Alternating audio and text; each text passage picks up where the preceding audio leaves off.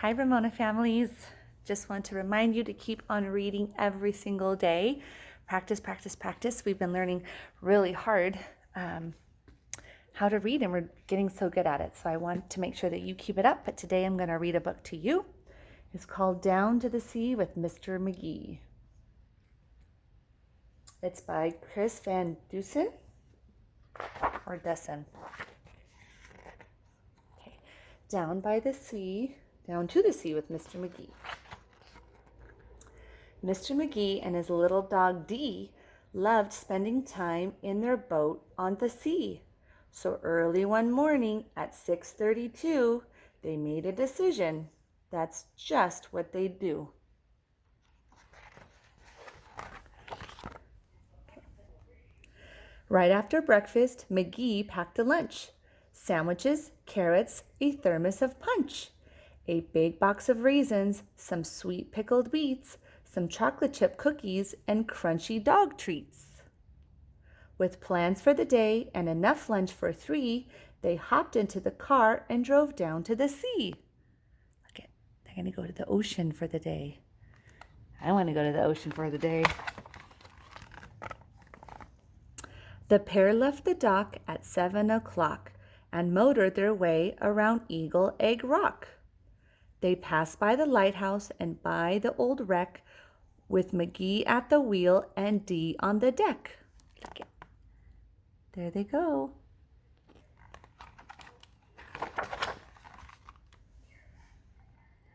Then suddenly spied off the bow to the east a big pot of whales. There were 50 at least, splashing about in the bright morning sun, feasting on shrimp and sardines by the ton. There they are. There's the big pod. But one little whale who had eaten his fill, munching on minnows and plankton and krill, was bored with his breakfast, and since he was through, he swam off in search of something to do. There he is. Not so little whale, huh? Kind of big.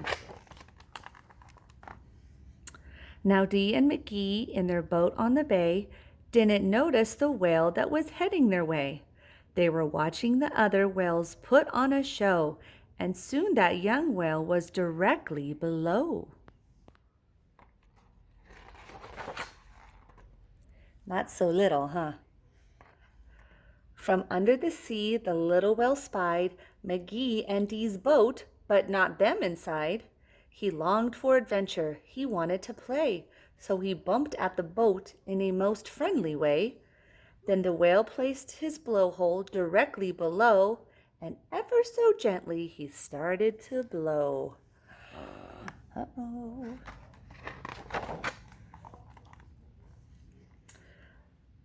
Let's see. Can you see that? Okay.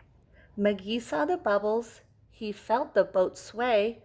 Then up went the boat on a fountain of spray.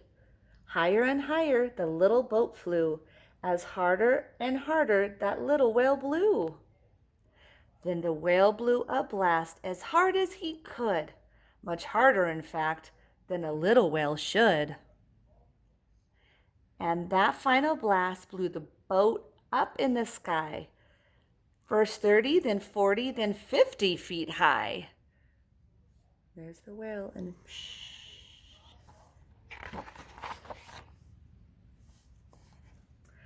the boat kept on rising, but it didn't stop there.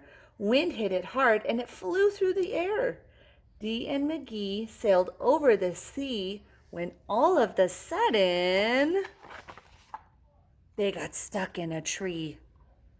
So there they were, stranded, Magee and his pup, in the top of a spruce 60-something feet up. There they are.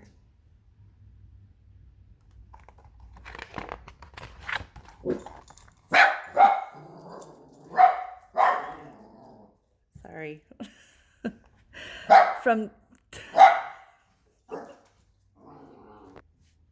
Sorry. From their perch in the sky, the two watched in dismay as the whale far below swam swiftly away. Magee was downhearted. Just what could he do? They seemed hopelessly stuck, but little Dee knew the secret to get the boat safely unpinned was to rock back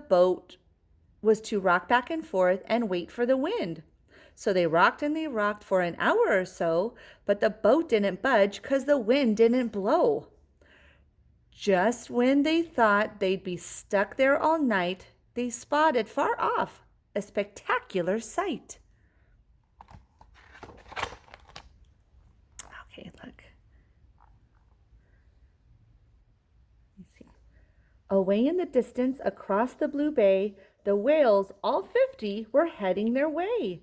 They swam through the water in one long straight row and gathered around the small island below. There's a little island that they're on. There's all the whales. Magee looked down at the circle of whales surrounding the island and raising their tails. He felt a bit nervous, a little bit tense, when all of a sudden it made perfect sense. "They're trying to save us," he shouted with glee. "Hold on, Dee, hold on, as tight as can be."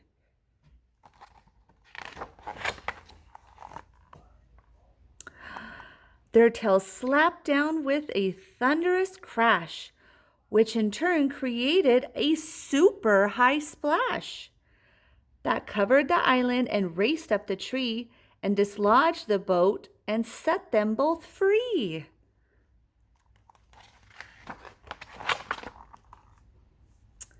Dee was so happy she let out a yelp. Magee tipped his hat to the whales for their help. "Thank you, my friends, for saving the day." Then they all waved goodbye and the whale swam away. On the way home, little Dee had a thought. What about all of the food they had brought? In all the excitement, they ate not one bite.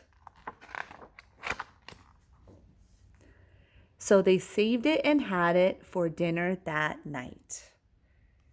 And that's the end. All right, I'll be back soon to read you another story.